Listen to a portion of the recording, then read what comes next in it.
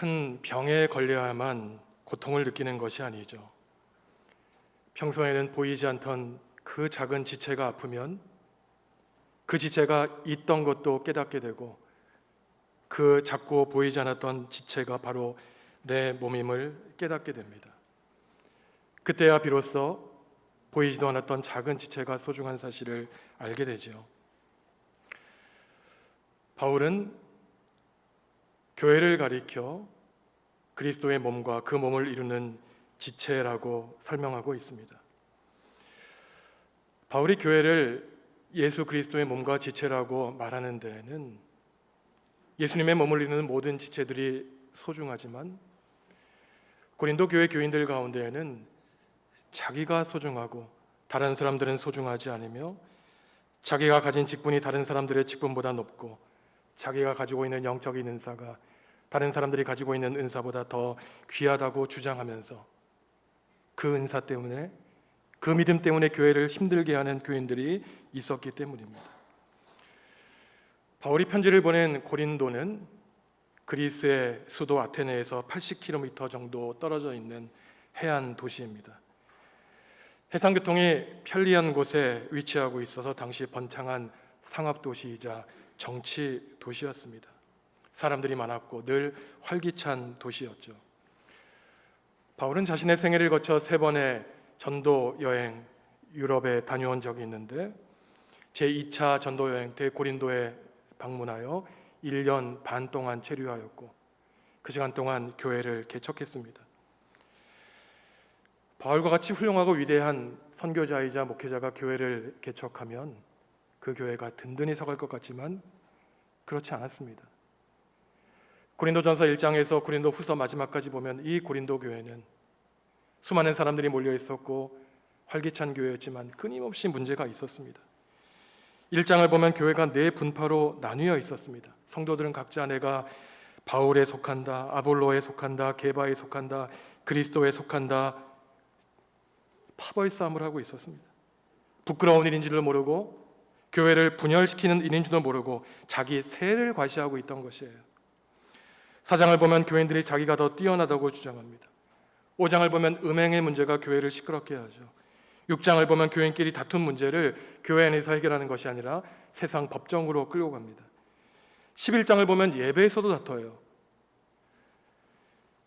안식일에 마음껏 쉴 수 있는 부유한 사람들은 교회 일찍 나와 성찬식 빵과 포도주를 마음껏 배불리며 먹은 것입니다. 가난해서 안식일에도 일해야 되는 사람들은 교회에 늦게 나와 나머지 찌꺼기 음식을 먹을 수밖에 없었던 것이죠.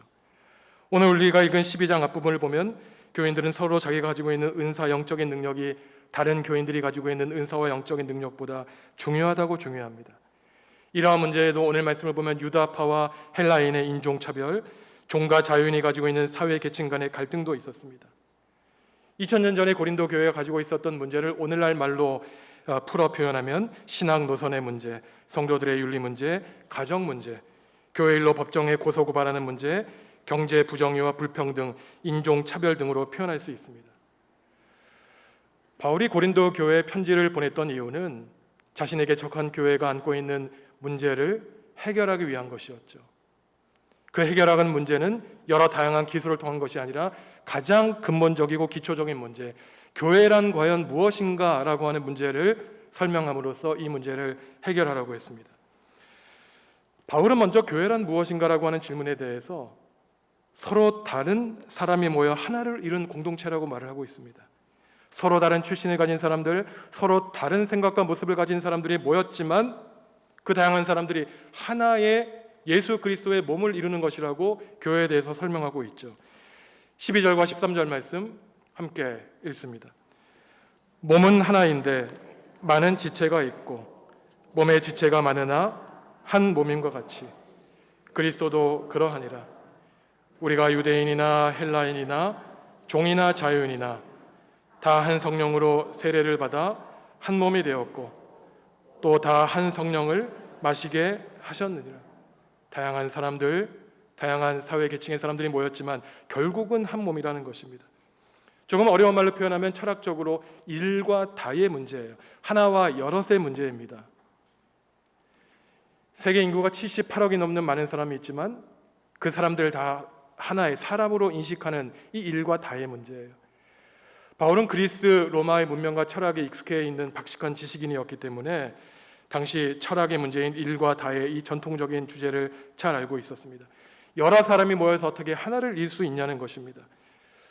사람은 혼자 살 수 없고 운명적으로 다른 사람들과 함께 살 수밖에 없기 때문에 때로는 다른 사람들에게서 좋은 점을 배우며 자기의 부족한 점을 채우고 행복할 때도 있지만 반면에 다른 사람들과 함께 더불어 살다 보니 다른 삶의 방식과 생각 때문에 갈등을 빚고 살기도 합니다. 부부 사이도 그렇고 가족 사이에서도 그렇고 직장에서도 그렇고 세상에서 심지어 교회 안에서도 그렇죠. 고린도 교회가 그러했습니다. 활기찼지만 시끄러웠습니다. 바울은 이런 문제에 대해서 신학적으로 교리적으로 설명하기를 너희들이 다른 배경에서 다른 생각과 다른 모습으로 살아가지만 하나의 공통점이 있다는 거예요. 그것은 무엇이냐면 한 분 하나님을 믿는다는 것입니다. 너희 각자가 믿는 하나님은 다른 하나님이 아니라 성령으로 하나의 세례를 받았기 때문에 성령 안에서 하나가 된다는 것이에요. 종교라는 어원을 가진 라틴어 렐리기오는 하나로 묶는다는 뜻입니다. 성령 하나님이 다른 우리를 하나로 끈으로 묶여 주시는 것이죠. 만약 우리가 다투고 갈등하고 싸움을 빚으면 그것은 인간 사이의 문제가 아니라 하나님을 찢고 하나님을 욕되게 하는 일이라는 것입니다. 다양성 속에는 반드시 우리가 유지하는 통일성이 있다는 거예요. 그것은 바로 성부, 성자, 성령, 삼위일체 하나님에 대한 믿음의 고백이 서로 다른 사람들을 묶는 신앙 고백의 역할을 한다는 것입니다. 바울은 서로 다투고 싸우고 분열하는 교인들을 하나로 묶기 위해 신학적으로 설명할 뿐 아니라 감정적으로도 그들을 설득하고 있습니다. 우리가 오늘 읽은 고린도전서 12장 다음에는 신약 성경에서 어찌만 가장 유명한 고린도전서 13장에 나오죠. 사랑장입니다. 사랑은 언제나 오랜 참고 온유하며 사랑은 다른 사람을 높이며 믿음, 소망, 사랑 가운데 사랑이 가장 최고다라고 하는 사랑의 노래죠. 이 사랑의 노래는 결혼을 앞둔 신혼 부부가 아름답게 부른 노래가 아닙니다. 젊은 남녀 청춘이 서로를 사랑하게 되어 부른 노래가 아니에요. 서로 다투고 싸우고 시기하고 질투하며 서로의 몸에 마음에 상처내어 몸에서 떨어져 나가라고 하는 교인들에게 안타까운 마음으로 부른 노래입니다. 사람들이 사랑하는데 사랑하라 그러겠습니까? 자녀들이 싸우고 머리카락 뜯고 물고 서로 미워하니 욕하니 부모가 자녀들에게 제발 너희들 서로 양보하고 사랑하라고 하는 것입니다. 당시 고린도 교회 교인 중에는 잘나고 똑똑하고 방언과 치유와 예언과 많은 영적인 능력이 있는 사람들로 가득 찼지만 그 뛰어난 영적인 능력 가운데 사랑이 없는데 영적인 은사와 능력을 가지고 사람을 섬기고 높이고 예수 그리스도의 몸을 이루는 것이 아니라 다른 사람을 정죄하고 판단하는데 차라리 그 영적인 능력이 없는 것이 낫겠다고 바울이 사도가 말하고 있는 것이에요.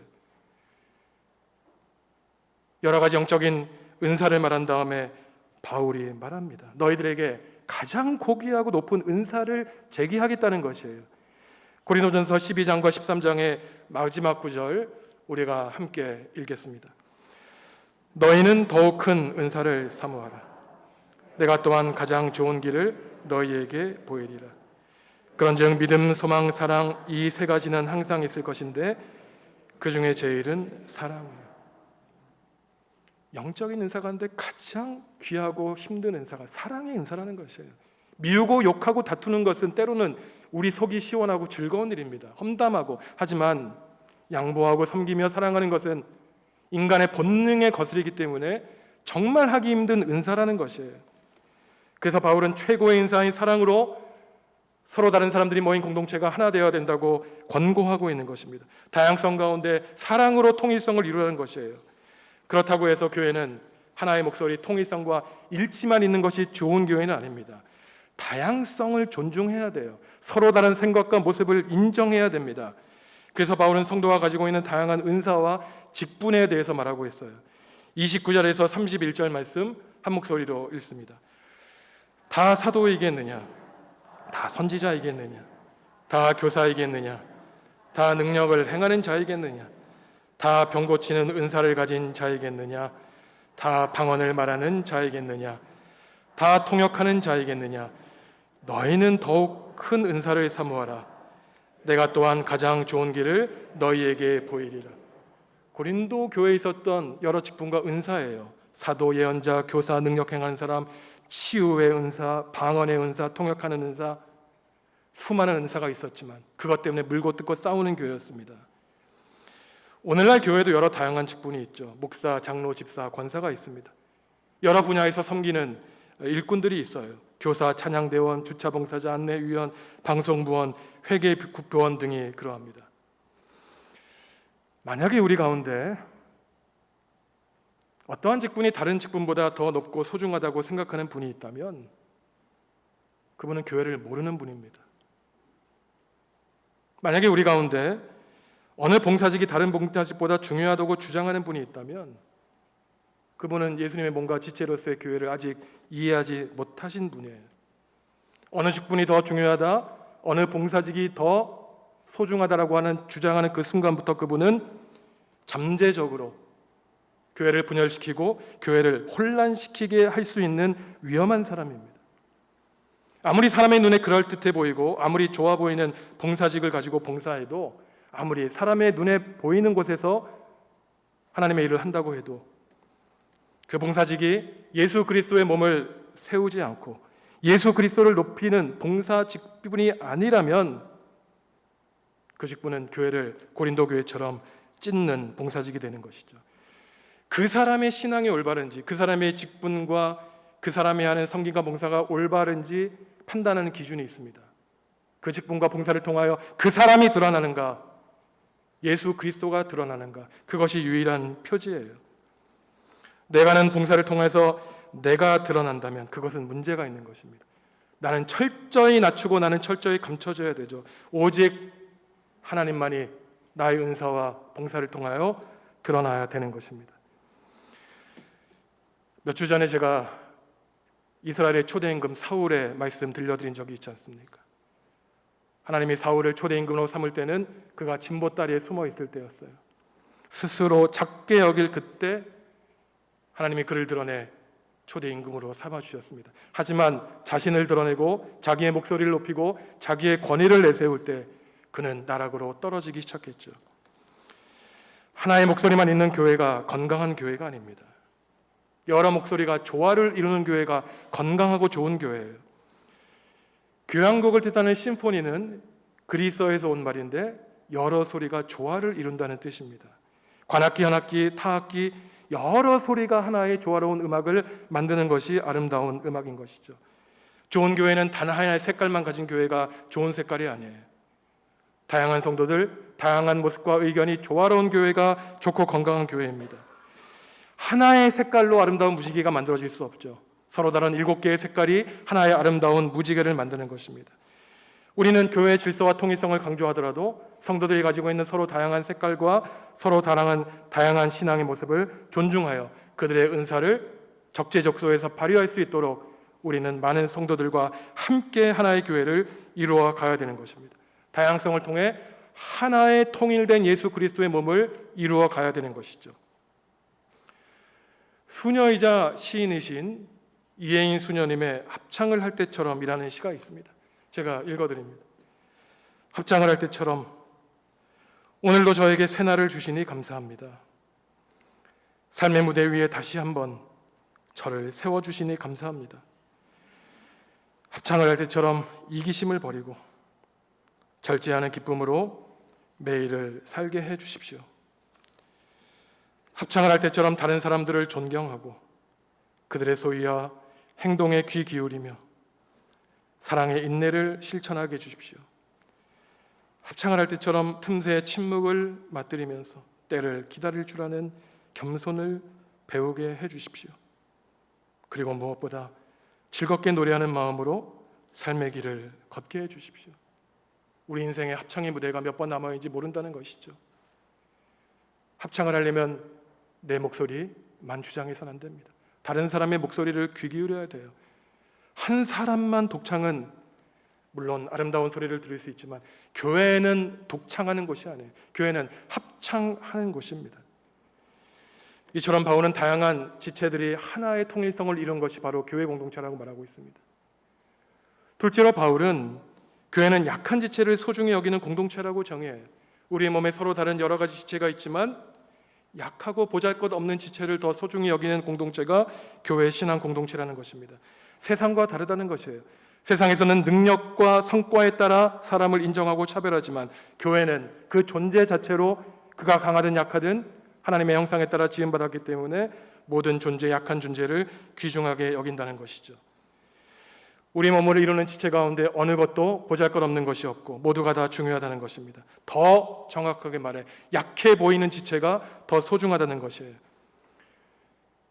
손가락 하나에 가시가 들면 그 가시, 보이지도 않는 가시 때문에 온몸이 고통스러웠던 것 경험해 보지 않았습니까?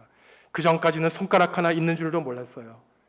하지만 새끼손가락 하나 아파지니 그 손가락 하나가 얼마나 고통스럽고 원망스러운지 모르는 경험을 우리는 잘 하고 있습니다. 한 몸을 이루는 지체가 중요하다고 바울이 강조한 이유는 고린도 교회 교인들은 그러지 않았기 때문이에요. 오늘 편지를 보면 눈이 가장 자기가 잘났다는 겁니다. 손이 가장 중요하다는 거예요. 발이 없으면 아무데도 갈 수 없으니 자기가 가장 잘났다고 발이 자신을 높였던 것입니다. 서로가 서로를 높이고 인정한 것이 아니라 서로를 깔보고 무시하는 교인들로 가득 찼던 것이죠. 힘 있는 교인이 힘없는 교인을 깔보고 무시했습니다. 영적인 능력이 있다고 생각한 자기를 높인 교인들이 그렇지 않은 교인들을 무시했어요. 하지만 오늘 바울 사도가 말하는 것은 만일 예수 그리스도의 한 몸을 잇는 지체가 한 명이 고통당할 때 다른 지체가 고통당하지 않으면 그것은 이미 교회가 아니라는 것입니다. 한 명의 교인이 영광을 얻었는데 다른 모든 지체가 함께 즐거워하지 않으면 그것은 교회가 아니라는 것이에요. 한 사람이 좋은 일이 생겨도 내가 배 아파한다. 그것은 예수 그리스도의 몸 교회가 아니라는 사실입니다. 지금 아픈 내 몸이 나의 돌봄을 받아야 되는 지체예요. 내 손목이 아프고 내 발목이 아프면 그곳이 가장 중요한 나의 지체라는 것입니다. 우리 교인 가운데 가장 아픈 교인이 있으면 그 교인이 가장 소중한 우리 몸의 지체라는 것이에요. 22절, 23절에서 바울이 그렇게 말합니다. 함께 읽겠습니다. 그뿐 아니라 더 약하게 보이는 몸의 지체가 도리어 요긴하고 우리가 몸에 덜 귀히 여기는 그것들을 더욱 귀한 것들로 입혀주며 우리의 아름답지 못한 지체는 더욱 아름다운 것을 얻느니라. 아멘. 바울의 영성이 얼마나 뛰어납니까? 빨간색 보십시오. 더 약하게 보이는 몸의 지체, 덜 귀히 여겨지는 지체, 더 아름답지 못한 지체가 더 관심과 사랑을 받아야 되는 소중한 지체라는 것입니다. 참 사람은 희한하게 누가 억지로 가르쳐주지 않아도 본능적으로 더 아름다운 지체, 더 능력 있는 지체, 더 소중한 지체를 사랑하게 되어 있어요. 가르쳐주지 않아도 본능적으로 높은 사람, 잘생긴 사람, 멋지고 훌륭한 사람을 늘 우리는 바라보고 눈길을 쏟고 있습니다. 그러니 바울 사도가 말하기를 우리는 신앙으로 의지적으로 더 약한 지체, 더 흉한 지체, 사람들에게 덜 인정받는 지체들을 더 소중히 여겨야 된다는 것입니다. 아름다운 지체는, 아름다운 몸의 부분은 굳이 꾸미지 않는다는 거예요. 보이지 않는 부분을 더 아름답게 치장한다는 것입니다. 20년 전 작고한 동화 작가 정채봉 선생님이 쓴 밤배라는 동화가 있습니다. 아버지를 여여서 공장에 다니는 소녀가 있습니다. 이 소녀는 자기가 만드는 이 인형을 너무 소중히 여겨서 그 머리카락을 빗으로 한 올 빗는 소녀였어요. 하지만 이상하게 공장의 윗사람들은 이 소녀를 마음에 들어하지 않습니다. 일이 느리기 때문에 머리카락을 천천히 곱게 빗는 것보다 대강 빠른 시간에 많은 인형을 만들라고 요구하면서 다그칩니다. 하루는 공장의 윗사람들이 이야기하는 것을 이 소녀가 듣게 됩니다. 인형이 잘 팔리지 않으니 잘 팔리는 장난감 총을 만들기로 결정한 것입니다. 소녀는 아무리 장난감이지만 사람을 총으로 맞추는 그 무기 장난감을 만드는 일이 하고 싶지 않아서 공장을 떠나려고 마음먹습니다. 소녀는 쓰레기통에 찾아갑니다. 머리가 없고 팔이 없고 다리가 없어서 버려진 인형들을 주워 모으는 것이에요. 이제 마지막 밤을 보내고 있는 이 기숙사 방에 다른 모든 방에는 불이 꺼져 있지만 소녀의 방만에 불이 켜져 있습니다. 같은 방을 치는 세 친구는 이미 잠들어 있는데 소녀만 무엇인가를 하고 있다는 것이에요. 무엇을 하고 있을까요? 마지막 부분을 제가 읽어드리겠습니다. 소녀가 일어났어. 선반 위에서 상자 하나를 끌어내리는 것을 보고서야 나는 비로소 목화송이 같은 마음을 알아차렸지. 그 상자 속에는 소녀가 지난 추석 때 보너스로 받은 아름다운 인형이 있었거든. 어쩌다 혼자 있을 때면 인형한테 귓속말을 하며 웃고 눈물을 흘리곤 하던 소녀. 그런데 소녀는 자기가 가장 아끼는 그 인형을 조심조심 나누었어. 그런 다음 머리가 없는 인형한테는 머리를, 다리가 없는 인형한테는 다리를, 팔이 없는 인형한테는 팔을 주었지. 소녀가 그 인형 하나하나씩을 친구들의 머리맡에 놓은 다음 자기는 가슴 부분만의 인형을 안는 것을 보면서 그곳을 떠났어.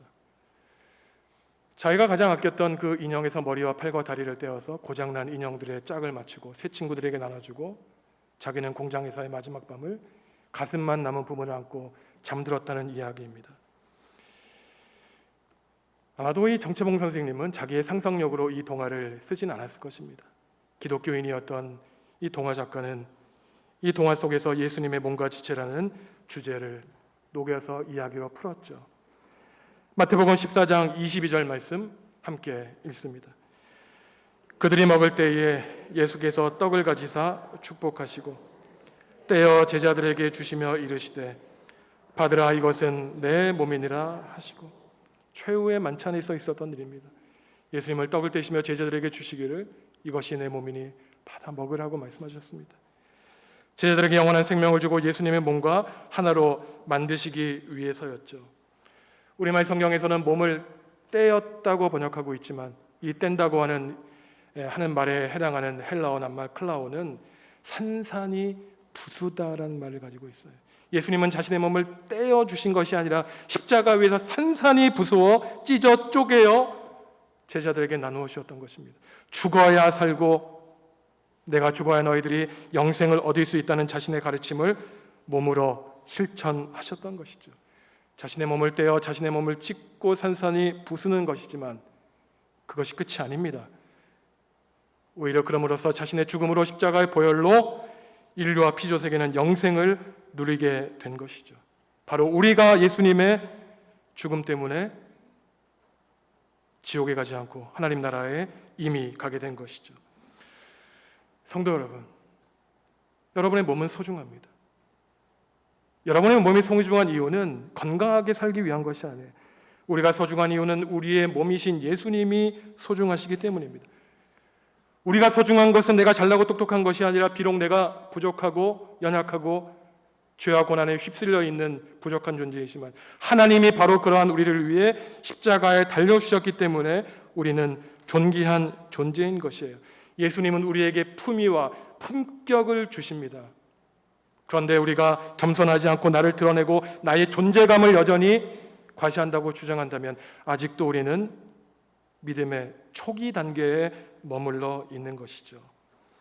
또한 내 몸만 소중한 것이 아닙니다. 바로 여러분 지금 옆에 계신 교우들의 몸이 소중해요. 그 이유는 우리 모두를 하나님이 지어주셨고 예수 그리스도의 몸을 이루는 지체가 바로 나와 우리 교우들이기 때문입니다. 저는 교회를 위해서 간절히 기도하는 기도 제목이 있습니다.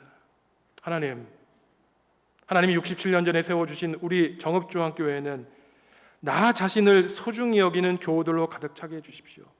네, 이웃을 소중히 여기는, 존귀하게 여기는 교우들로 가득 차게 해주십시오. 더 나아가 우리 교회의 마당과 주차장을 밟고 지나가는 이웃들의 모습에서도 하나님의 형상을 발견하고 예수 그리스도의 지체임을 깨닫는 성도들로 가득 차게 되게 해주십시오라고 간절히 기도합니다.